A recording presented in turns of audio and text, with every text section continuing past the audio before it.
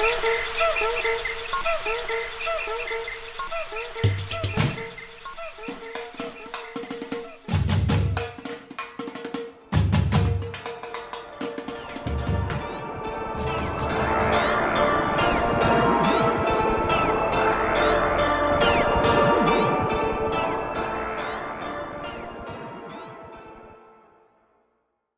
começo.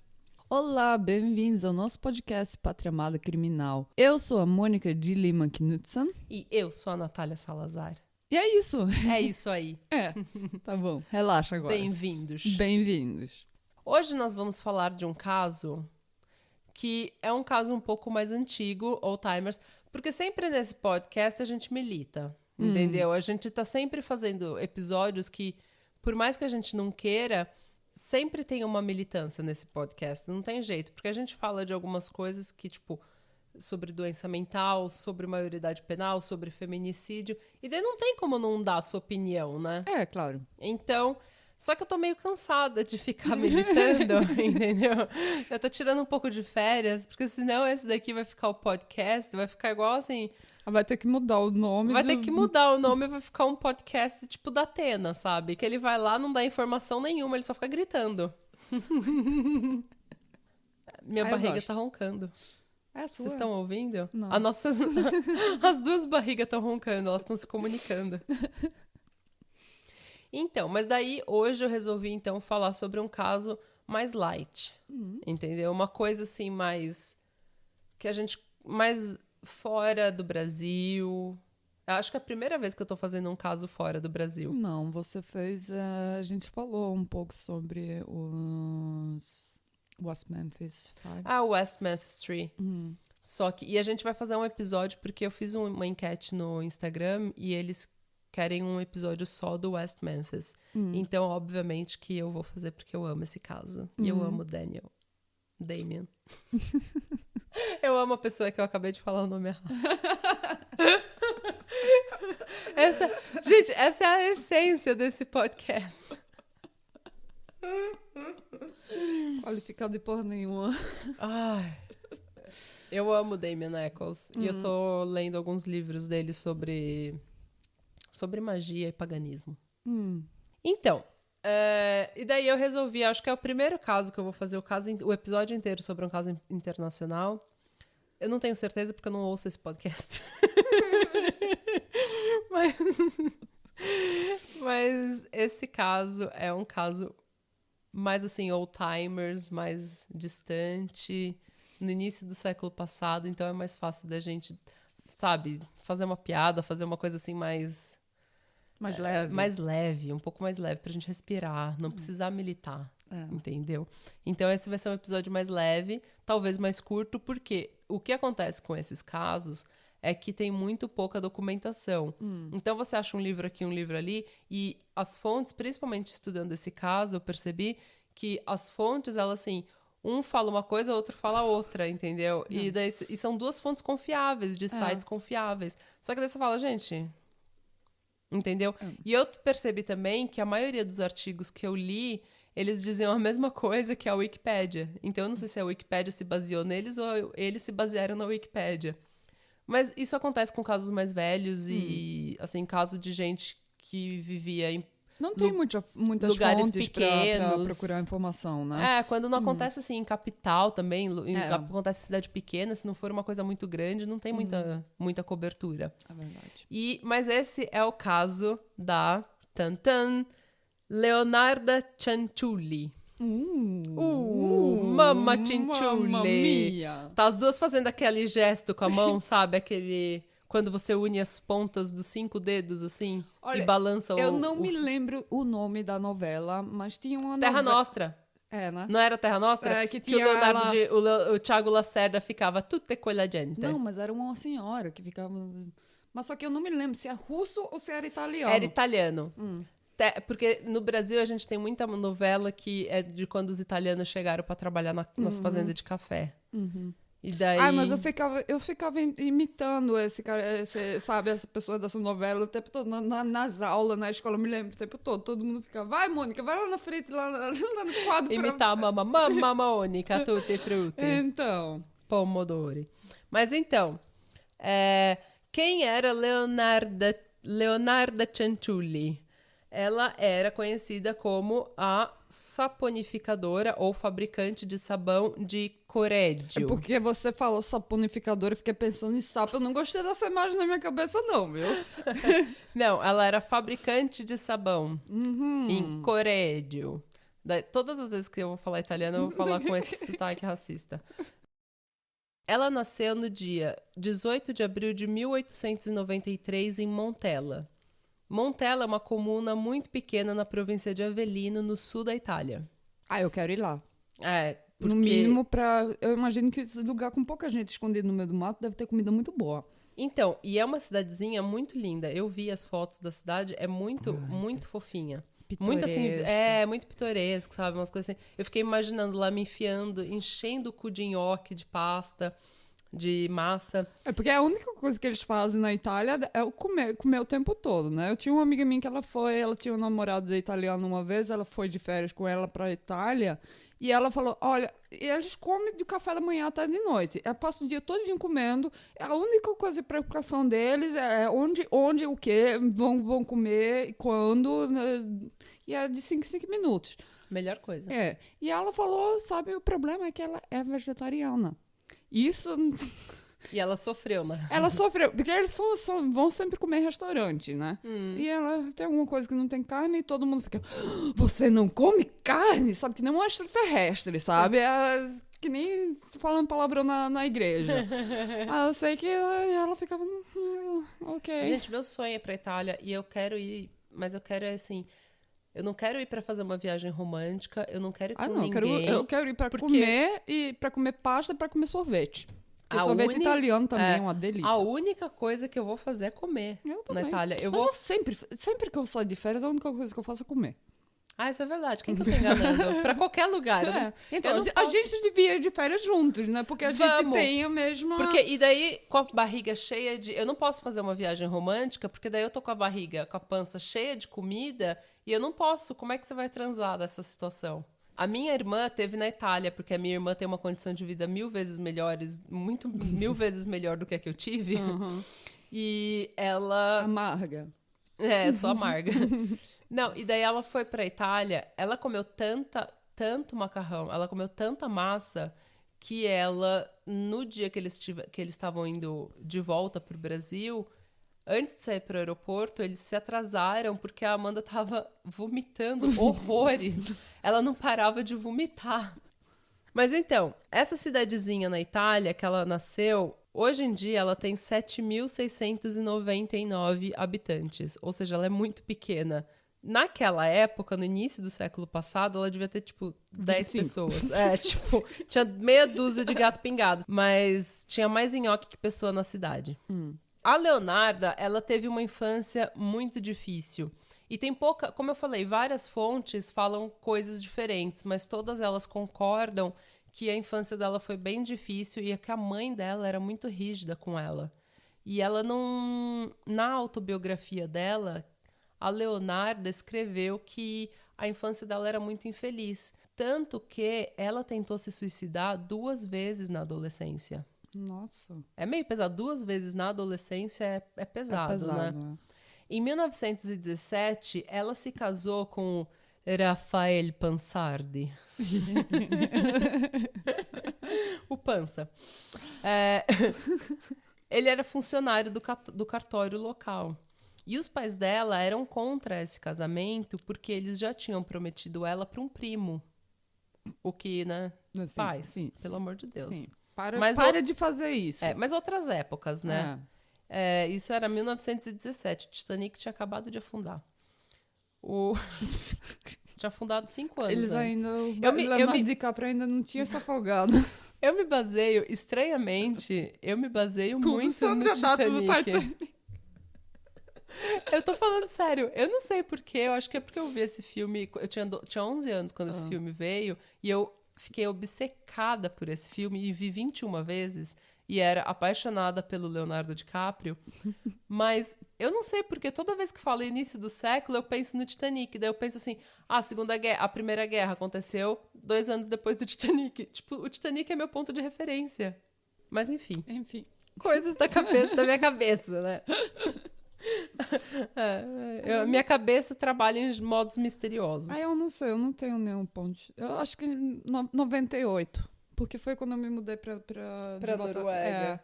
Aí ficou assim, sabe? E eu tinha 16 anos, sabe? Mas isso é uma coisa normal, você basear antes e depois de alguma coisa que aconteceu na sua vida. Não no Titanic não que no aconteceu. Titanic, não. Mas então tá. Mas se bem que eu uso, tipo, Copa Mundial pra me lembrar a data certa.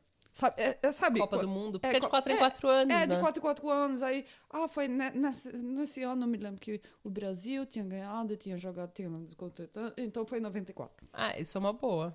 Porque daí você sabe mais ou menos. Foi entre 4 anos antes ou 4 anos... Não, 4 anos depois estava muito tarde. Então Eu também só não uso futebol, não, né? Eu também aqui eu uso... Usa calendário também. Tudo, Os pais dela, então, eram muito contra esse casamento. E a mãe dela, principalmente, ficou puta da vida porque a Leonarda queria casar com esse homem. E ela brigou tanto, as brigas foram tantas com a mãe dela, que elas até pararam de se falar. E a Leonarda garantia de pé junto que foi aí que a mãe dela amaldiçoou a vida dela. E maldição de mãe a gente sabe que pega. Pega mesmo. E não larga. Não. A mãe morre, a maldição tá lá. Você mata a mãe, a maldição tá lá. Tá tudo lá, nunca mais acaba. Em 1921, eles se mudaram para Lauria, em Potenza. A cidade... Eu imagino que eles devem ter uma polenta muito boa lá. Nossa, polenta. É uma delícia. Eu tenho farinha de polenta. Tem? Vamos fazer polenta frita depois? Depois do episódio a gente faz polenta frita. Então, em 1921, eles se mudaram para Lauria, em Potenza, que era a cidade natal do Pansardi. A Leonarda, nessa época, tem várias coisas assim, vários rumores sobre a vida dela, entendeu? Aparentemente, ela cometeu uns roubos aqui e ali, ela cumpriu pena na cadeia por fraude. E os rumores, assim, não eram os melhores sobre ela, entendeu? Ela era... Muita gente falava que ela era uma mulher de vida fácil. Apesar de a gente não saber se eles estavam falando de promiscuidade ou não. Mas ela não era muito respeitada. E como ela foi pra cadeia por fraude, ninguém gostava dela na cidade, entendeu? Então, até essa época, onde eles moravam, era... A reputação não era muito boa. A reputação não era muito boa, entendeu? Quando ela terminou de cumprir a pena dela, eles se mudaram de novo para Avellino, só que um terremoto destruiu a casa deles. E também ali em Avellino não tinha a melhor reputação, entendeu?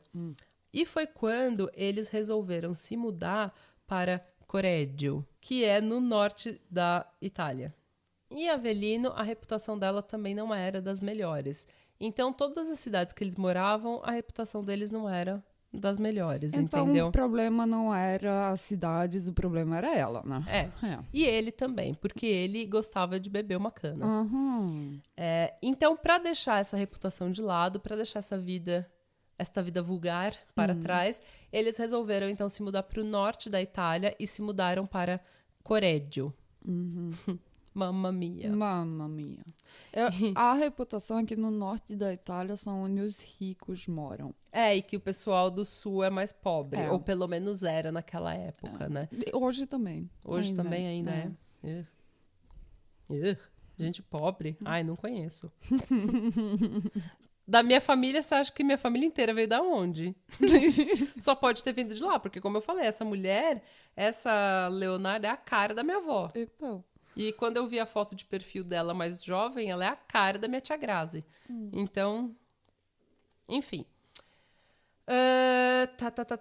A Leonarda, ela teve uma vida... A vida dela não ficou nada mais fácil e nada melhor. Porque ela ficou grávida nada mais, nada menos que 17 vezes. Nossa! Ela teve 3 abortos naturais e 10 filhos dela morreram ainda, assim, muito novos.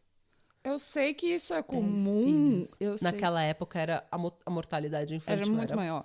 Mas você não acha que ela terminou? Não. Eu acho que não, porque ela queria ser mãe. Ok. E ela Quer dizer Gente, que teve 5 que sobreviveram. 4. 4? Ela ficou grávida 17 vezes.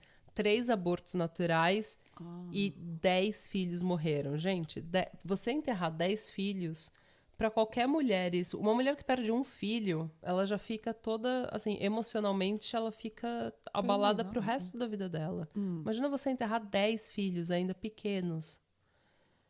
Eu sempre penso assim que eu preferia ter um aborto ainda em gestação do que a criança morrer depois do parto. Você ter o parto, pegar a criança no colo, amamentar aquela criança e daí a criança morrer. Gente, isso é um trauma para uma mãe que eu não consigo nem imaginar. Ai, nossa. E, coitada, então ela teve uma vida, assim, não maravilhosa. Por causa disso, ela ficou, dos 4 filhos que sobreviveram, ela ficou extremamente super protetora. Ela não queria deixar nada acontecer com os filhos dela. E eu acho que foi nessa época, em Corédio, que ela começou a falar, assim, ela começou a, tipo, mudar a vida dela, entendeu? Porque ela já não era uma pessoa, assim, entre aspas, de vida fácil, ou não cometia nenhum crime. Ela e o Rafael, eles tinham aberto uma loja lá, e ela era conhecida na vizinhança, ela vendia roupa, vendia várias coisas na loja dela. E ela tomava muito cuidado, criava muito bem os filhos dela, entendeu? Então, todo mundo conhecia ela por ser uma boa mãe. E também conheciam ela como sendo, assim, ela era muito interessada em superstição. Em lemão, em tarô, em amarra, simpatia, essas coisas todas. Que nem todas as mães do mundo. Só que existe, eu vi num dos artigos que eu li, eu vi também um psicólogo falando que as pessoas que são muito traumatizadas ou que têm uma vida muito difícil, elas acabam se apegando muito em superstição, em coisas assim, para tentar explicar o porquê que a vida delas é tão ruim, entendeu? Para tentar fazer sentido das coisas, das tragédias que acontecem. Porque eles dizem que religião, acreditar em Deus e esse tipo de coisa, é uma coisa que aconteceu que foi necessidade do ser humano de explicar o que eles não conseguem. Inexplicável. Inexplicável. Quer dizer, aí eles deram essa explicação mágica até encontrar uma explicação melhor. E é o que a gente faz até hoje, né? Você vê uma luz no céu, você não tá contente em falar, eu não sei o que é. Foda-se. Entendeu? Você tem que tentar explicar. E é aí que o pessoal fala, é OVNI, é o governo, é não sei o quê, é não sei o quê. E aí nascem todas essas teorias de conspiração. E é real. Eu acho que o nome disso é tipo o argumento da ignorância, que você não sabe o que é, e ao invés de falar, ok, eu não sei, o seu cérebro tenta preencher aquele vácuo. Com mágica. Com mágica. Mas então ela era muito... E ela ficou conhecida meio como bruxa, assim, sabe? Meio como a benzedeira da rua, assim. Aquela que você vai lá e faz simpatia, amarra. E a Mama Leonarda, ela tinha ido, quando mais jovem, ela tinha ido numa cigana que tinha falado pra ela. Eu não sei se o termo correto agora no Brasil é cigano. Eu sei que aqui eles usam um outro... Romano. Romano, né? Ou romani. Eu acho que no Brasil é Roma ou cigano. Mas eu não sei se eles querem ser chamados de cigano ou Roma. Mas, enfim. Desculpa a ignorância. Desculpa a ignorância. Se você sabe, por favor, manda pra gente. Então, e a cigana leu a mão dela e ela falou que na mão dela, na mão direita, ela via a prisão e na mão esquerda ela via um manicômio para criminais. Nossa. Uma outra cigana falou para ela também que todos os filhos dela iam morrer. Todos, incluindo os 4 que tinham sobrevivido. E o primeiro que sobreviveu, o Giuseppe, era o xodó dela. O xodozinho dela. Porque ele foi o primeiro que sobreviveu. E essa cigana falou, aparentemente, que... essa é uma outra coisa, assim, difícil de entender, porque cada fonte diz uma coisa, entendeu? Mas... E a Leonarda falou uma outra coisa. Mas essa cigana teria dito para ela que a única forma de evitar isso seria um sacrifício humano. Que tipo de cigano é essa, hein? Então, depois eu vou discutir um pouco sobre isso. A Leonarda não fez nada, só que em 1939... Guerra. Segunda Guerra Mundial. Não precisa gritar, tô aqui. Eu sei, mas eu fiquei empolgada. Uma data que eu consigo. Então, em 1939, o Giuseppe, o filho mais velho dela, que era o xodozinho, ele informou ela que ele ia se alistar no exército. E ela ficou desesperada. E isso vale lembrar que ele estava se alistando no exército para participar de uma guerra que a gente viria a conhecer como a Segunda Guerra Mundial. Vale lembrar também que a Leonarda tinha sobrevivido à Primeira Guerra Mundial. E a geração dela foi a primeira geração que sobreviveu um conceito novo de guerra. Porque até a Primeira Guerra Mundial, você tinha... A guerra era um negócio de exércitos no fronte de guerra. E você drenava o exército e você drenava os recursos econômicos daquele país. Só que, a partir da Primeira Guerra Mundial, a gente tem um conceito novo de guerra, que é o conceito de guerra total, que é o conceito em que todos os recursos do país eles são mobilizados para a guerra.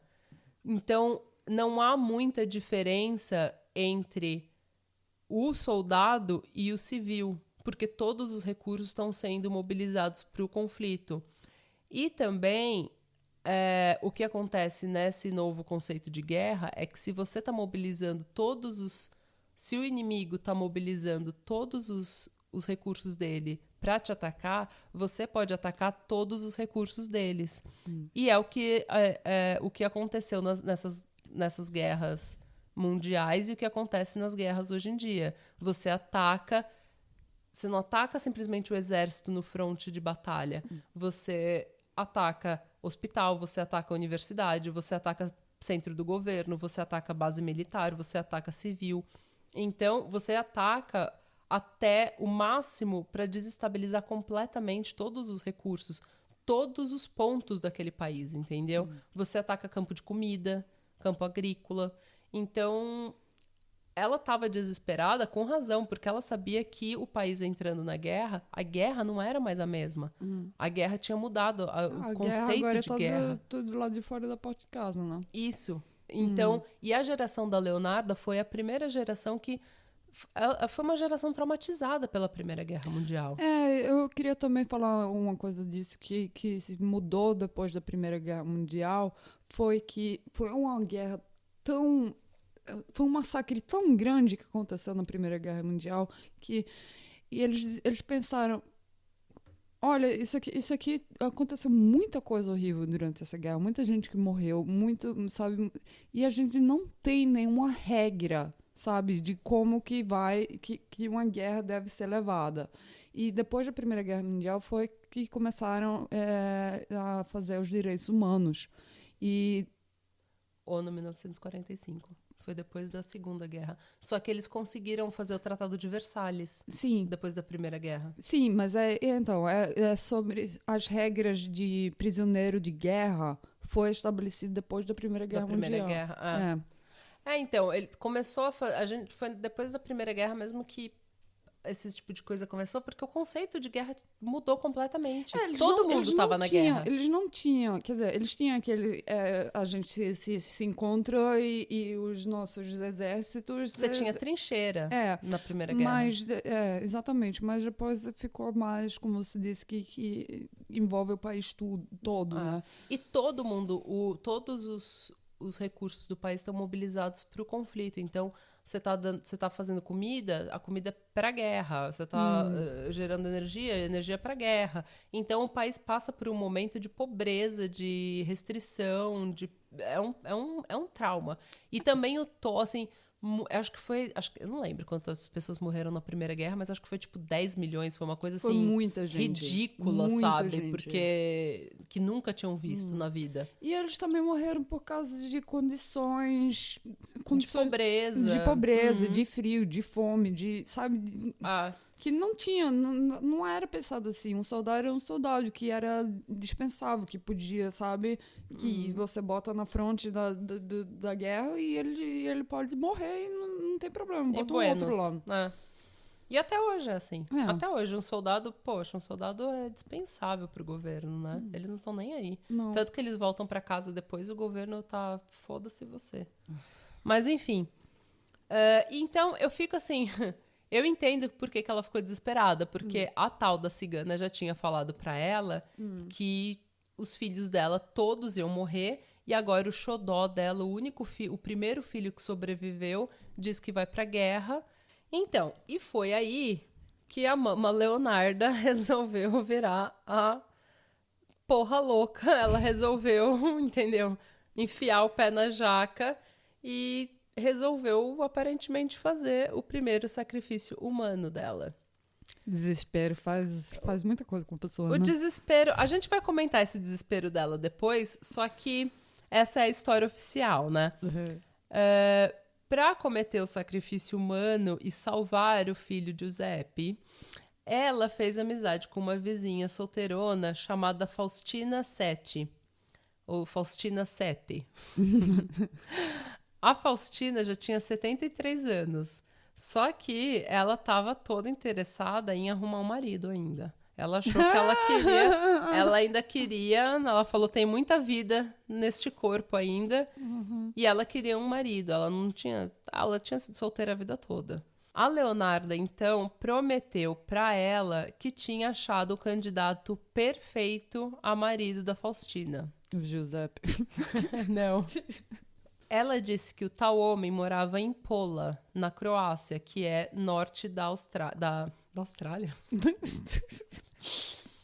E falou pra Faustina, assim, não comenta com ninguém, que é pra não gerar mal olhado. Segredo, né? Segredo. É verdade, não mal pode gerar mal olhado, é muito olhado. importante. Elas eram muito, né? Muito supersticiosa. Sabido. E daí ela falou assim, arruma suas coisas, escreve uma carta para os seus amigos, uma carta para os seus familiares, que essas cartas você vai mandar quando você estiver em Pola, dizendo que tá tudo bem e contando o que você foi fazer. Mas até então, você fica quietinha, que é para não gerar mal olhado. E a Faustina falou, opa, homem? A Faustina foi lá, toda feliz, coitada, com a promessa de um homem, toda feliz, e fez exatamente o que a Leonarda pediu. Escreveu uma carta para os familiares e para os amigos, empacotou tudo e, antes da viagem, ela parou na casa da Leonarda. Fez uma última visita, né, para discutir os últimos detalhes. Também, obrigado pela ajuda, né? A Mama Leonarda, então, foi lá e falou, venha que eu vou te dar um vinho.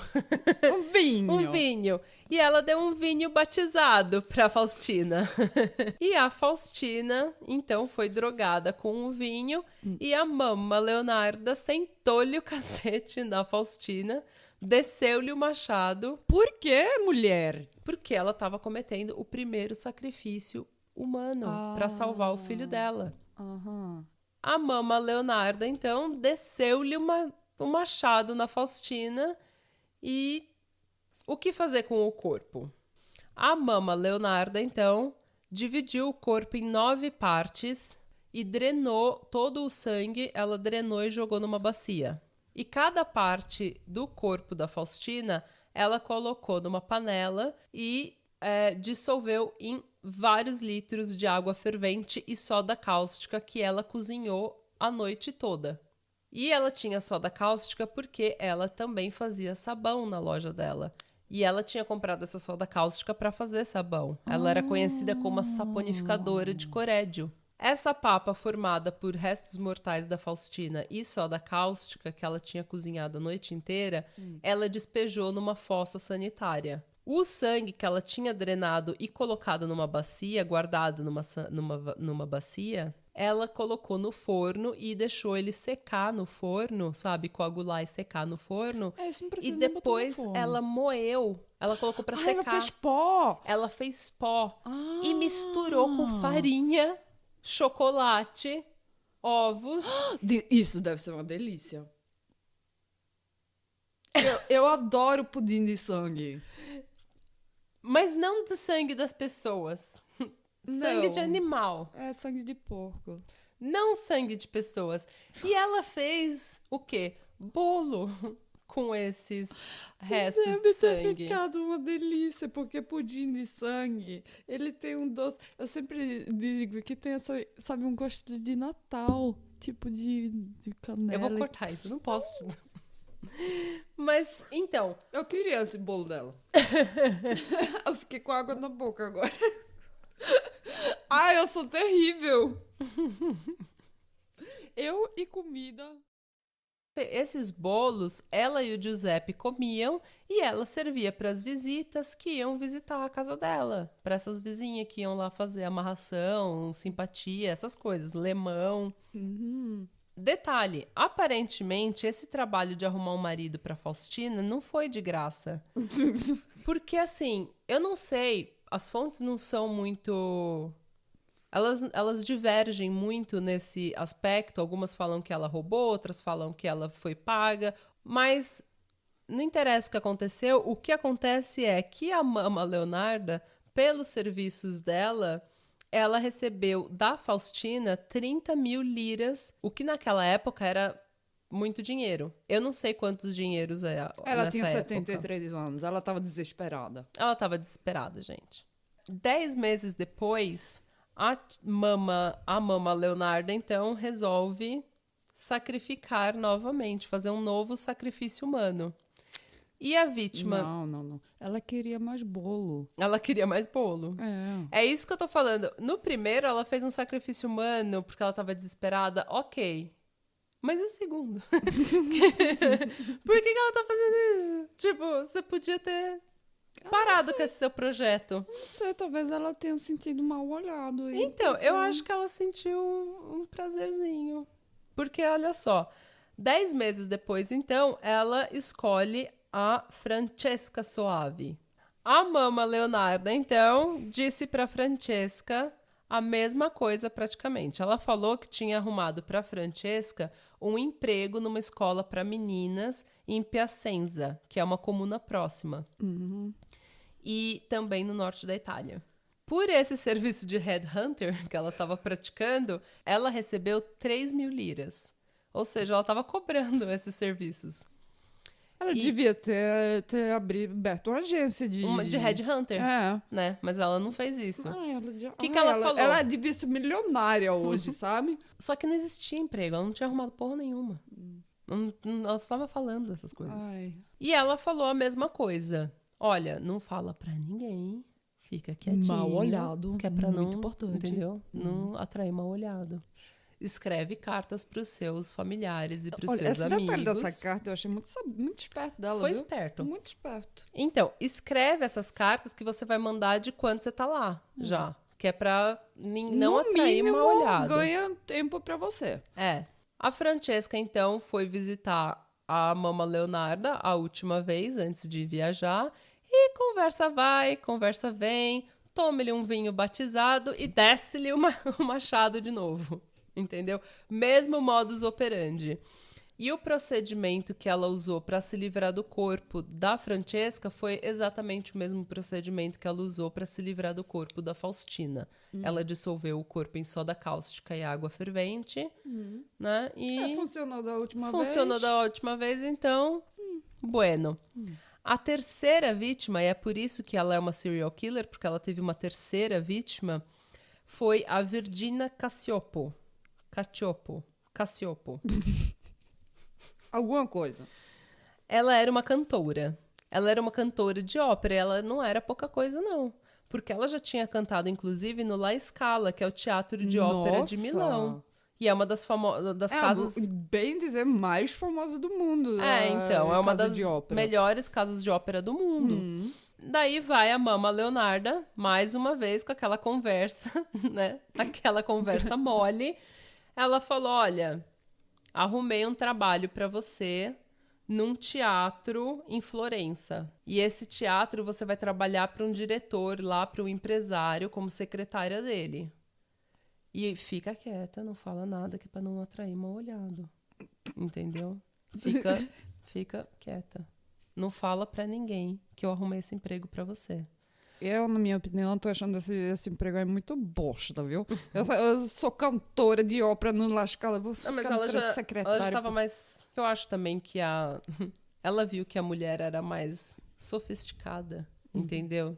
Já tinha viajado o mundo cantando ópera, já tinha viajado um monte de gente. o país... Já tinha viajado o país, conhecendo as cidades e as pastas locais, todas as lasanhas locais. O puta de putanesca.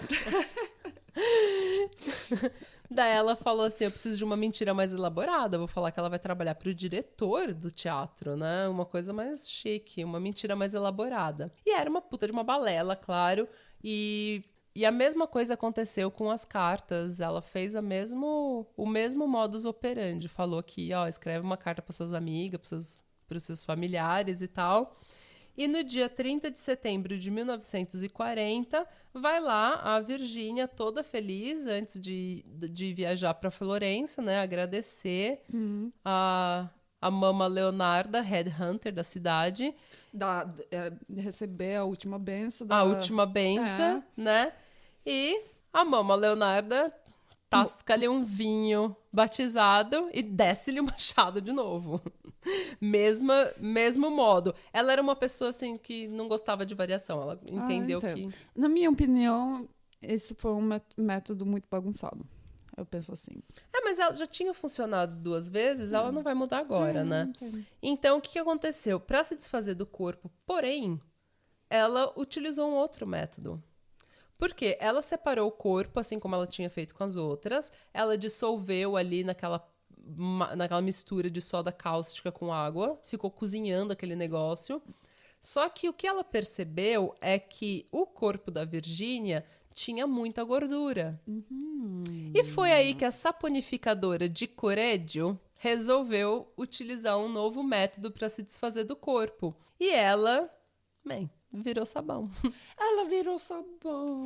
Ela utilizou a gordura do corpo da Francesca, então, para fazer sabão. Ela falou que aquela empapada de soda cáustica e tudo mais, ela jogou um vidro de colônia lá, entendeu? Até que ela conseguiu cozinhar num jeito, assim, numa textura que ficou bom o suficiente. E esse sabão ela vendeu na loja dela para vizinhos e amigos e familiares.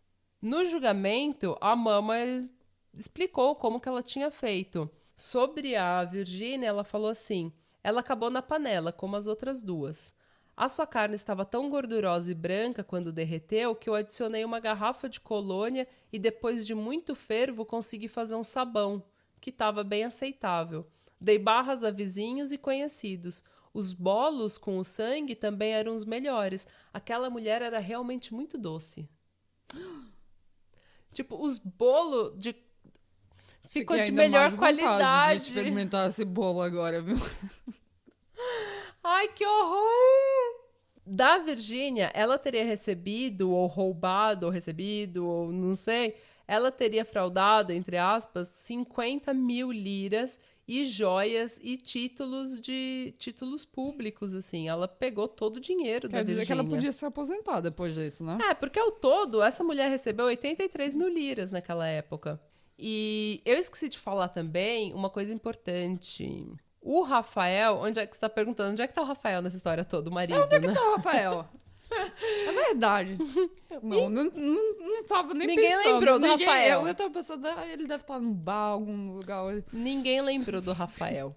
Bom, o Rafael, ele trabalhava no correio e eles tinham uma condição um pouco relativamente boa naquela época, porque ele trabalhava no correio e ela tinha a loja dela, que ela fazia venda de roupa, de tudo, né?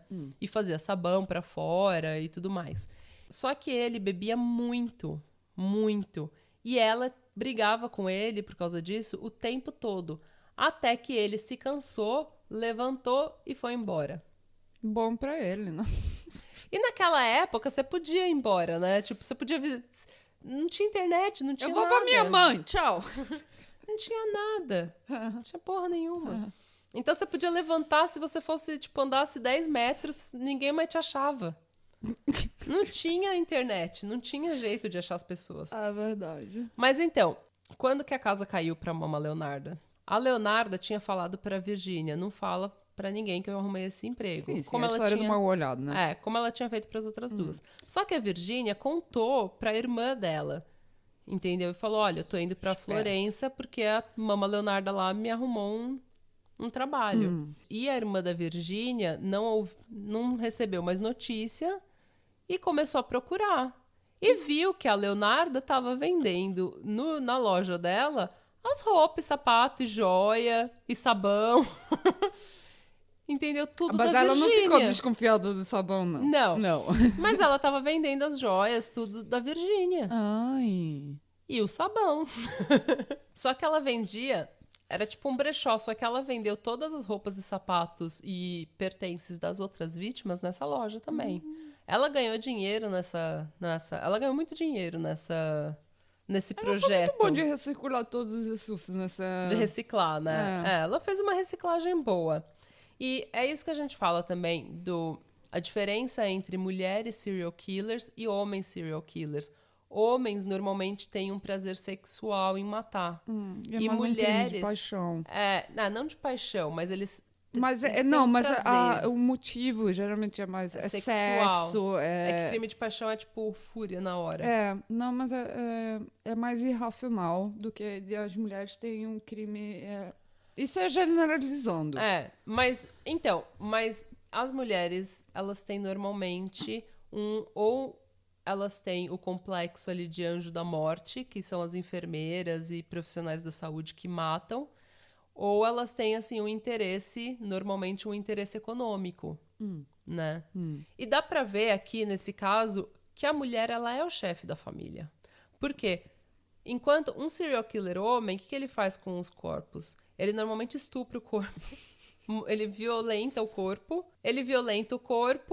e larga numa cova rasa. A Leonarda, como era uma mãe de 4 filhos que estava vivendo sem marido e tinha que fazer o rolê dela, entendeu? E se virar, ela falou, não, vou aqui fazer um sabão, entendeu? Ela aproveita, vamos fazer bolo, entendeu? Tira uma ajuda de custa pra família, entendeu? Mulheres são sempre pensando na família. Lógica. Entendeu? Igual aparentemente, a Isabel não fez salgados com a carne das vítimas de Garanhuns. Mas, né? Eu não acredito, né? Por quê? Mentalidade de pobre Não, mulheres estão sempre pensando em como reaproveitar aquele corpo ali, entendeu? Fazer um dinheiro. Fazer um dinheiro. Já matei mesmo, então eu vou ter que... Até que a irmã, então, da Virgínia, achou tudo muito suspeito, avisou a polícia que, num primeiro momento, não achou nada demais, achou que era tudo fofoca, né? Que a mulher estava vendendo as coisas da Virgínia. Só que uma testemunha viu a Virgínia entrando na casa da Leonarda um dia antes dela desaparecer, no dia que ela desapareceu. E a polícia foi lá, então, e prendeu a Leonarda. Além das roupas da Virgínia e das coisas pessoais da Virgínia, a polícia também achou na fossa sanitária pedaços de crânio e uma dentadura que não tinha derretido. E também eles acharam serra, balde, machado, umas coisas assim que, tipo, né, muito estranha. E também o Giuseppe tinha escrito alguns dos cartões postais que as vítimas, entre aspas, tinham mandado para a família, ou tinham escrito para a família. Quem tinha escrito era o Giuseppe. E ele não sabia de nada, e ele acabou confessando sem querer que ele tinha escrito esses cartões postais para a família das vítimas. O Giuseppe, por causa disso, chegou a ser investigado pela polícia, porque eles acharam que quem tinha matado as mulheres era ele. É claro, porque uma mulher não pode fazer esse tipo de coisa. Não só isso. A Mama Leonarda tinha 1,5 m de altura. Ela, e ela era uma velhinha, assim, ela já era mais uma senhora de idade. Sim, mas ela tem a experiência de 30, 40 anos de fazendo comida na cozinha. Fazendo comida naquele tempo não é... Sabe, você não ia começar a pegar o filé de carne lá na loja todo preparado, já pronto para comer, não. Você tem que ser açougueiro. Você tem que criar a galinha, você tem que matar a galinha, você tem que despenar a galinha, limpar a galinha. Muito trabalho. E cozinhar a galinha por umas 7 horas. Então eles não acreditavam que a Leonarda podia ter feito isso, porque ela era uma senhora de 1,5 m. E eles viraram a atenção então para o Giuseppe. E foi aí que ela quebrou e confessou tudo para não incriminar o filho dela. A polícia então prendeu ela e já na cadeia ela começou a escrever a autobiografia dela, que era Confissões de uma Alma Amarga, que ela contava a história dela, a infância dela e tudo mais. Nessa autobiografia, ela fala muito da infância dela e de como a mãe dela maltratou e amaldiçoou ela. E diz que todos assim, os crimes foram cometidos porque o espírito da mãe dela tinha vindo num sonho e falado para ela que ia levar os últimos filhos dela. Então, que ela tinha que derramar um sangue inocente e fresco para que isso não acontecesse. E como a gente falou, ela era muito, assim, muito supersticiosa. E a gente pode debater o fato dela...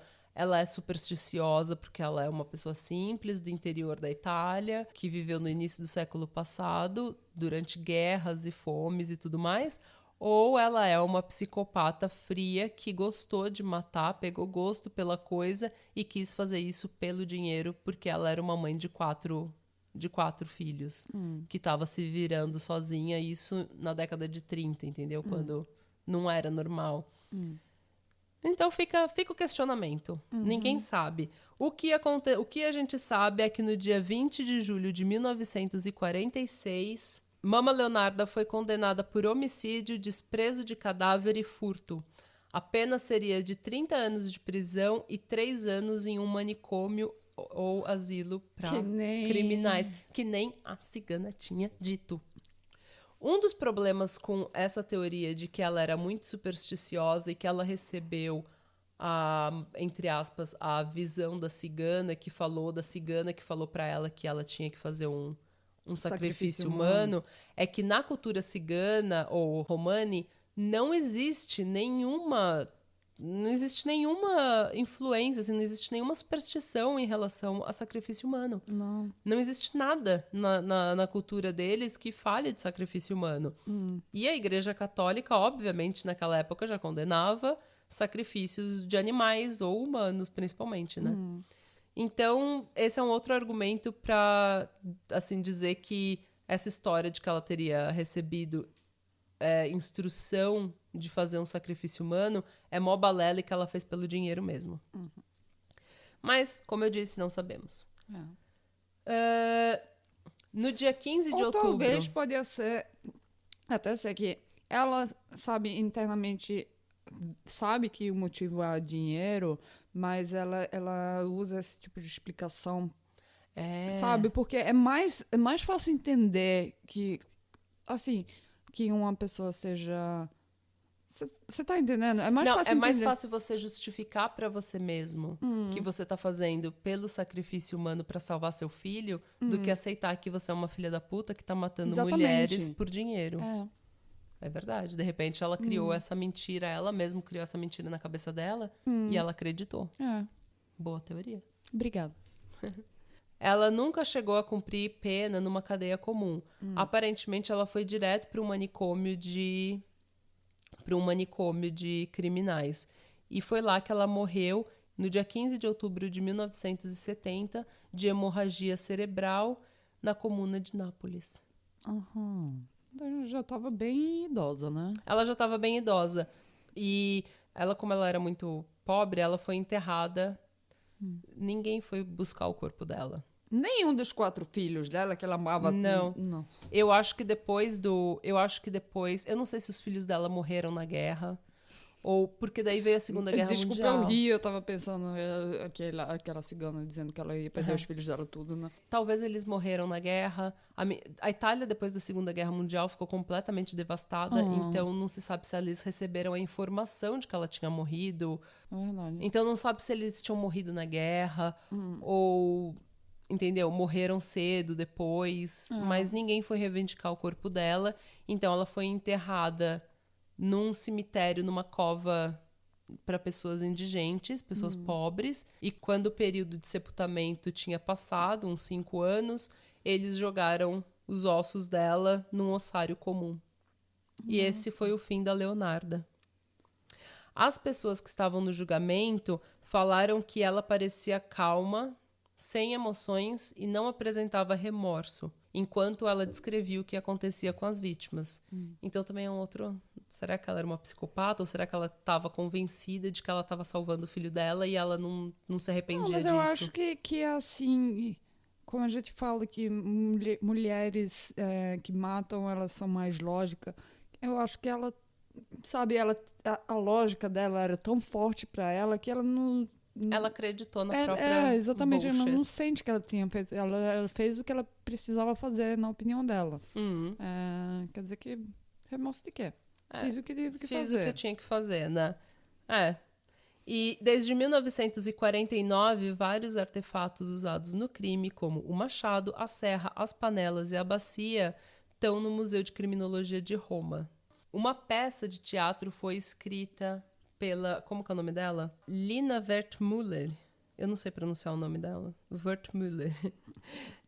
Levou a peça de teatro Love and Magic in Mama's Kitchen, ou Amor e Magia na Cozinha da Mama, para Broadway em 1983, e conta a história da Leonarda.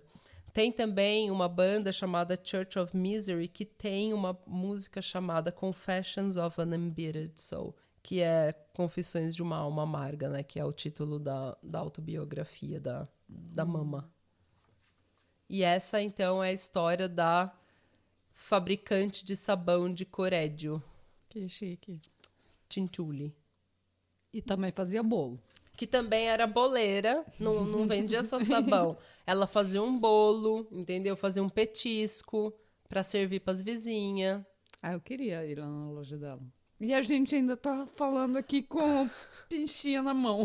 A gente ainda tá fazendo aquele gesto de italiano, aquela gesticulando igual italiano, que você coloca as pontas do dedo junto assim e fala mamma mia.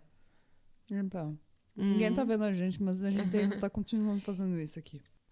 E se você gostou desse episódio, segue a gente no @PatriaAmadaPodcast no Instagram ou no PatriaAmadaPod no Twitter, ou manda um e-mail pra gente no patriamadapod@gmail.com. E é isso aí. E eu preciso comer, porque minha barriga tá roncando Você o precisa episódio me levar inteiro. pra casa primeiro. Eu preciso levar a Mônica pra casa. Radebra. Radé.